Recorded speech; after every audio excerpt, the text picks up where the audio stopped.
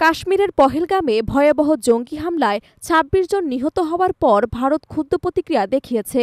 সীমান্ত পেরিয়ে সন্ত্রাসবাদ ছড়ানোর অভিযোগে পাকিস্তানের সঙ্গে কূটনৈতিক সম্পর্ক ছিন্নের পথে হাঁটছে ভারত। বন্ধ হয়েছে ভিসা পরিষেবা, স্থগিত বাণিজ্য, হাইকমিশনার প্রত্যাহারসহ একাধিক কঠোর পদক্ষেপ। বিশ্লেষকরা বলছেন, এই সিদ্ধান্ত শুধু প্রতিক্রিয়া নয়, একটি দীর্ঘমেয়াদী কূটনৈতিক ঝুঁকির সূচনা।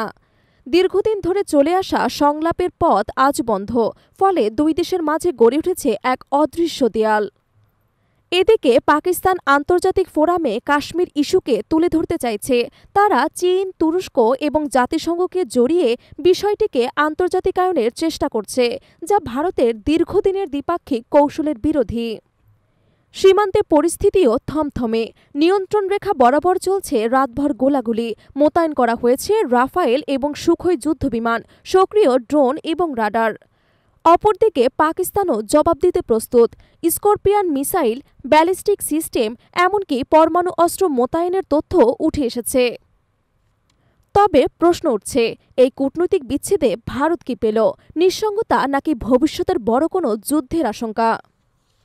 বিশ্লেষকদের মতে, কূটনৈতিক সম্পর্ক ছিন্ন করা যুদ্ধের আগে আলোচনার শেষ দরজা বন্ধ করে দেয়া, আর একবার সেই দরজা বন্ধ হলে ফের খোলা বড়ই কঠিন।